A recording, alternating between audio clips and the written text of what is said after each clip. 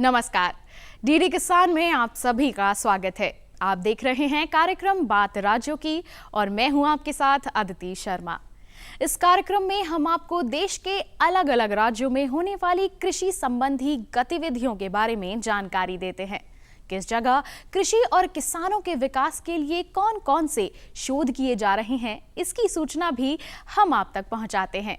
वहीं कार्यक्रम के आखिरी हिस्से में मिलवाएंगे एक सफल किसान से। आज का हमारा विशेष कार्यक्रम बिहार राज्य पर केंद्रित है।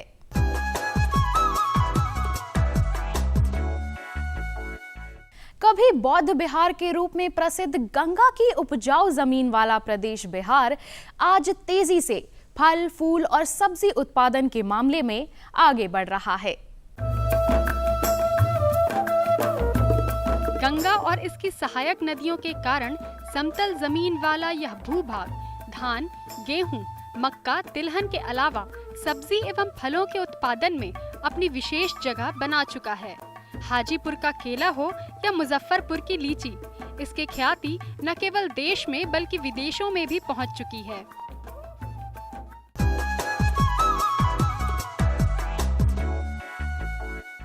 खेती बाड़ी के विकास के लिए प्रदेश सरकार लगातार विकास योजनाएं बना रही है, जिससे किसानों को फायदा हो सके।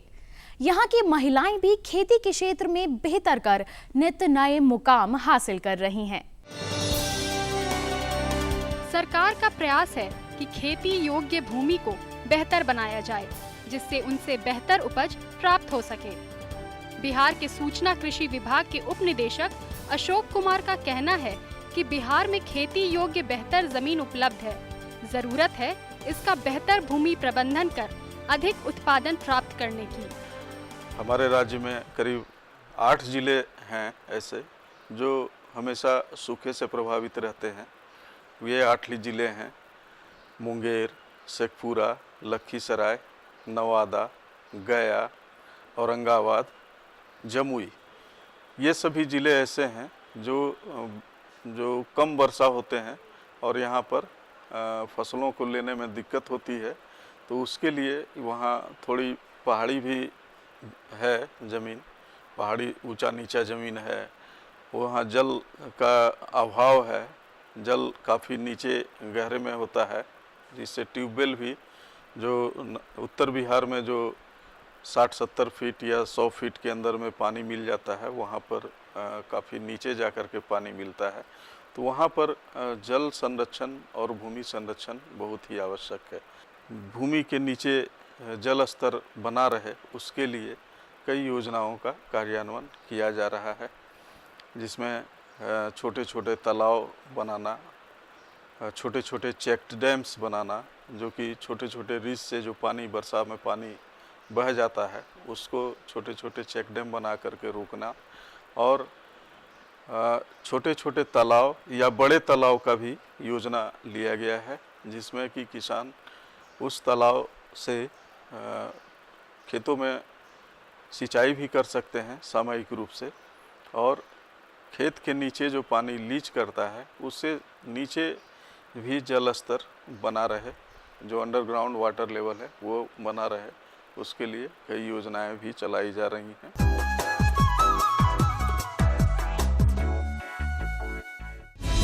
कैसे पाएं अच्छी पैदावार? खाली पड़े हैं खेत, उस समय हम नमूने मिट्टी के नमूने लेते हैं। कैसे रखें पशुओं का ख्याल? जो आहार है वो पशुओं को संतुलित देना चाहिए। कौन सी तकनीक रहेगी बेहतर? एक कॉल पर मिलेगी पूरी जानकारी। जो हरी खाद होती है और ढैंचा की, वो कितने दिन में तैयार होती है? देखिए हेलो किसान, सोमवार से शुक्रवार शाम 6 बजे। हर गांव पर नजर, हर तकनीक पर पकड़, खबर मौसम की हो या हो हाट बाजार, देखते रहिए किसान समाचार। रोजाना शाम 7 बजे। बात होगी तो संवाद होगा। घाटे वाली खेती को मुनाफे में बदलने की कोशिश हो रही है। संवाद होगा तो हल निकलेंगे।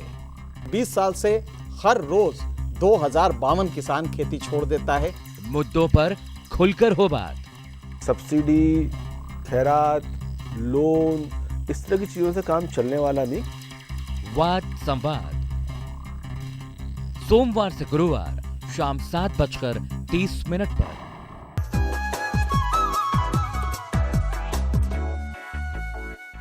फल हमें स्वस्थ रखने में सहायता करते हैं। इन्हीं गुणों के कारण फलों को संरक्षी भोजन कहते हैं। इसके अतिरिक्त ये हमारे लिए आमदनी का भी एक अच्छा साधन है। कई देशों की आर्थिक व्यवस्था केवल फलोत्पादन के उद्योग पर ही निर्भर करती है। प्रदेश के कई जिले फल उत्पादन के लिए अपनी जगह बना चुके हैं। बिहार के मुजफ्फरपुर की लीची पूरे भारत में मशहूर है। फलदार पौधों से लाभ ज्यादा होता है। सघन रोपण विधि से पौधे रोपकर अधिक लाभ लिया जा सकता है। अधिक फल उत्पादन के साथ इनके निर्यात से भी काफी विदेशी मुद्रा प्राप्त की जा सकती है। कृषि में विविधीकरण के लिए फल वृक्ष सबसे उत्तम माध्यम है। कई फल वृक्ष से इमारती लकड़ी भी मिलती है। इससे दूसरे उद्योगों को बढ़ावा मिलता है।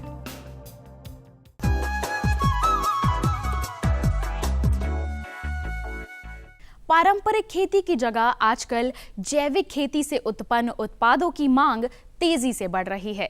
सरकार भी जैविक खेती के लिए किसानों को प्रोत्साहित कर रही है।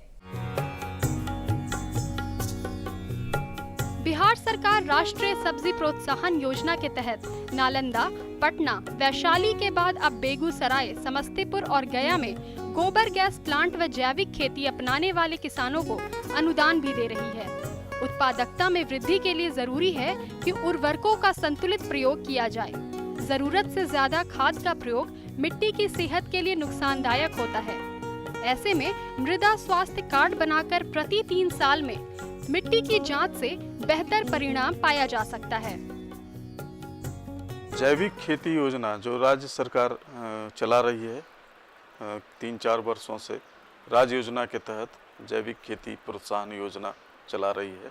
उसके अंतर्गत बायोगैस या गोबर गैस उसे कह सकते हैं, गोबर गैस योजना का शुरुआत किया गया है, जिसमें किसान भाइयों को अनुदानित दर पर गोबर गैस प्लांट लगाने की योजना दी गई है। इससे किसान भाई लाभ उठाते हैं। पिछले वर्ष भी पिछले 2 वर्षों से इस पर अनुदानित दर पर किसानों को बायोगैस लगाने की सुविधा दी जा रही है। इस वर्ष जो स्वीकृत किए गए हैं वो 2 घन मीटर संयंत्र यदि किसान स्थापित करते हैं तो उसमें एक तो वो खाना बनाने के लिए उनको गैस मिल जाता है। दूसरा, उससे जो गोबर का सैलरी जो निकलता है गैस बनाने के बाद, दूसरे साइड से जो सैलरी निकलता है उसको वो बर्मी कंपोस्ट बनाने के लिए बर्मी कंपोस्ट पिट में उसको डाल सकते हैं, जिससे कि बर्मी कंपोस्ट का भी निर्माण हो सके और गैस जो बनता है गैस से खाना बनाने का काम और बिजली, लाइट की व्यवस्था, रोशनी की व्यवस्था उससे की जा सकती है। इसमें जो अनुदान की राशि है वो 50% अधिकतम 19,000 तक दिया जाता है। ये 2 घन मीटर संयंत्र के लिए लागत मूल्य 37,575 रुपये लगभग आता है इसका। इसमें से 50% अधिकतम 19,000 तक राज्य सरकार इसमें सहायता देती है।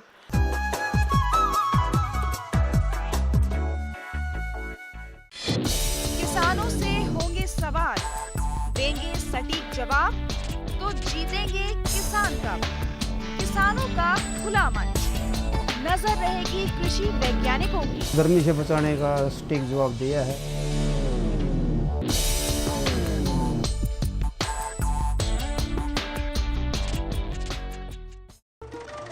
क्या कहते हैं आपके खेत? जानिए फसल की ताजा स्थिति, कैसे करें इसकी देखभाल। देखिए विशेषज्ञों के साथ खेत खलिहान, सोमवार से शुक्रवार सुबह 7 बजे। पशु नहीं अभिमान है, किसान भाई की शान है, आय का है माध्यम, परिवार का सम्मान है। पशुपालन पर आधारित विशेष प्रोग्राम हमारा पशुधन, गुरुवार और शुक्रवार शाम 5:30 पर।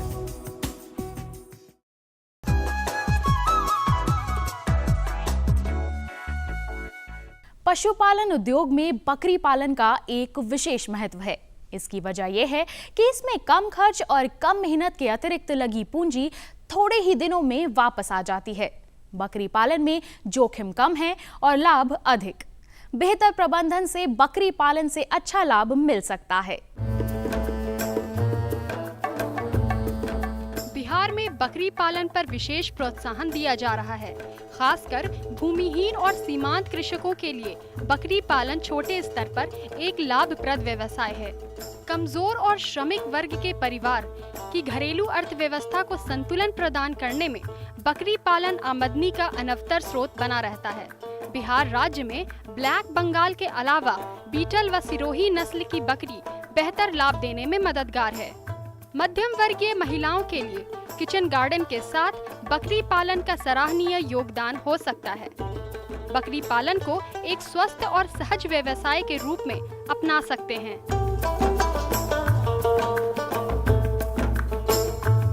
बकरी पालन को महात्मा गांधी ने गरीबों की गाय की संज्ञा दी थी। उन्होंने कहा था कि ये गरीब, भूमिहीन, सीमांत किसान या जिनके पास कुछ भी पूंजी नहीं है, वो उनके लिए गाय के समान है। अगर हम आधुनिक युग की बात करें, इन दिनों की बात करें, तो हमारे वैज्ञानिक इसे एटीएम मशीन की संज्ञा देते हैं।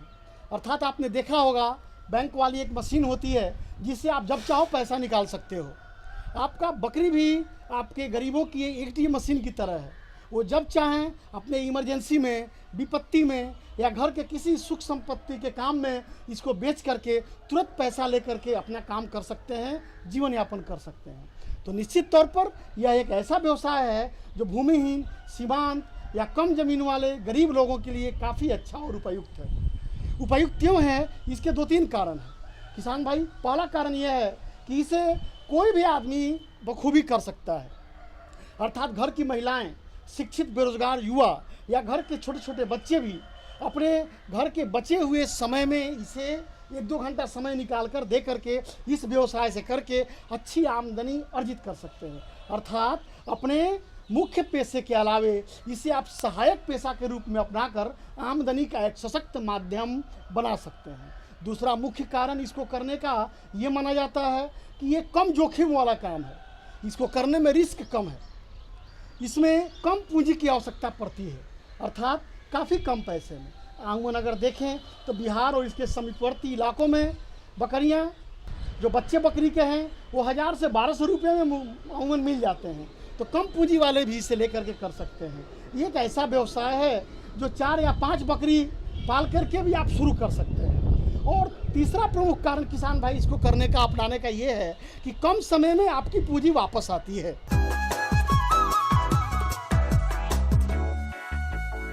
हम यहाँ एनजीओ के जरिए लोगों की मदद करने का काम करते हैं। बस एक ही रट लगा के रखी थी कि मंजू मुझे अच्छी लगी और मैं उसी से लगन करूंगा। हमने चुप्पी तोड़ी तो एक बवंडर खड़ा हो जाएगा। तेरी ये हिम्मत अपने छोटे भाई के ऊपर हाथ उठाता है?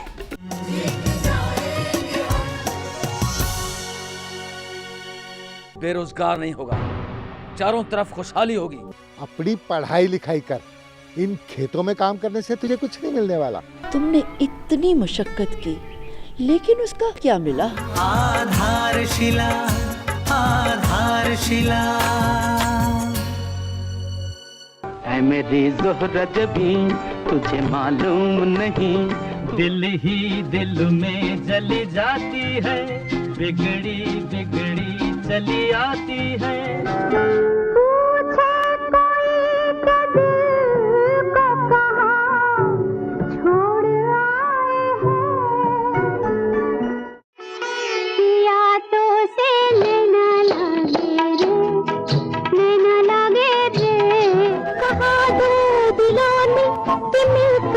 कभी हम न होंगे जुदा, जिसका मुझे था इंतजार, जिसके लिए दिल था बेकरार। गीतांजलि रोजाना सुबह 9:30 पर।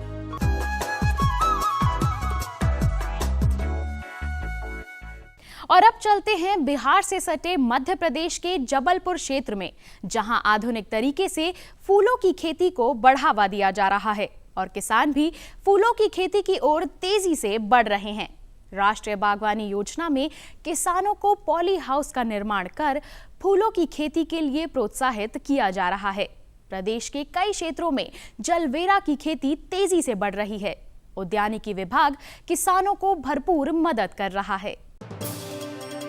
आजकल बाजार में विविध उत्पादों में पुष्प उद्योग एक मुख्य अवयव है, जिसके काफी रेंज में उत्पादन उपलब्ध है। पुराने समय में फूलों को घर आंगन में उगाकर धार्मिक उपयोग के लिए ही किया जाता था, परंतु आज पुष्प उद्योग एक वाणिज्यिक स्तर पर उभर कर आया है।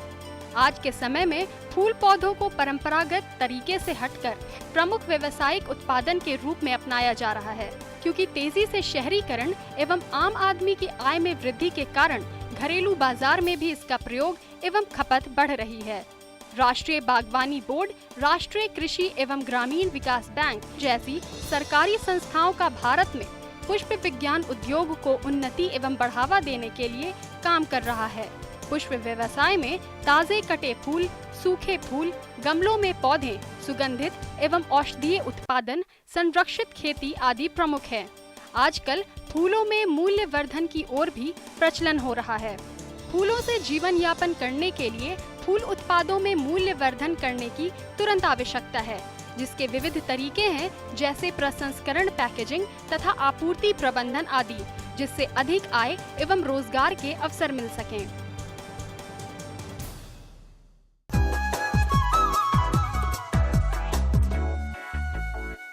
खेतीबाड़ी के क्षेत्र में महिलाएं भी तेजी से आगे आ रही हैं।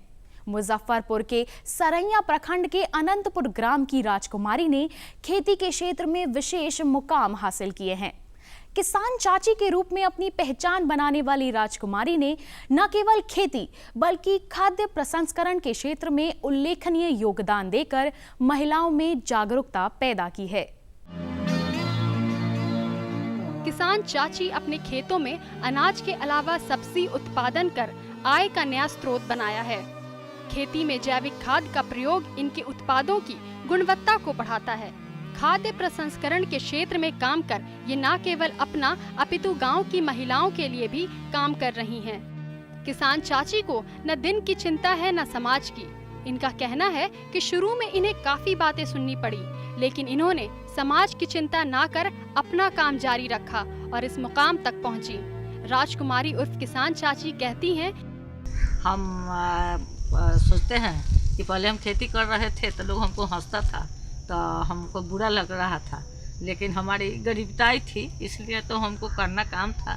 तो आज लोग हमारा प्रशंसा करता है, लोग कहता है कि किसान चाची, और खेती की इसीलिए हमको किसान चाची लोग नाम रखा, काहे कि उसी नाम से हमको लोग पुकारता है। तो अब हमको बुझाता है कि जो हम काम किए उस दिन तो खराब हमको लोग हंस रहा था तो लगा, लेकिन गरीबी थी तो हमको करना पड़ता था, लेकिन आज लोग किसान चाची कहता है तो बहुत हम खुश होते हैं। पहले तो ससुराल में जो आए जैसे सास ससुर लोग रखे उस तरह कर रहे, लेकिन बाद में हमको लोग बांट दिया तो हमको कोई दूसरा काम बुझेबे नहीं किया। हमको बुझाया कि जो ही हमको खेत दिए हैं ससुर, उसमें हम खेती करके अपना साग सब्जी उगाएंगे, फल तो बेचेंगे तो हमारी आमदनी बढ़ेगी। हम अपना से करेंगे तो बिचौलिया को हम कुछ नहीं दिए, अपना खेत में उपजाया और अपने से बेचे, तो इसलिए हमारा जो भी प्रॉफिट हुआ से अपना हाथों हाथ है।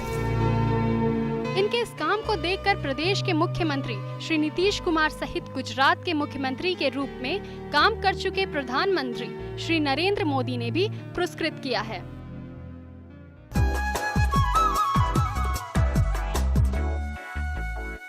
किसान भाई बहनों, आज आपने जाना कि किस तरह महिलाएं भी खेती किसानी के मामले में तेजी से आगे बढ़ रही हैं। आप भी इससे सबक लें और खेती बाड़ी को आय के प्रमुख साधन के रूप में अपनाएं। तो आज के लिए बस इतना ही।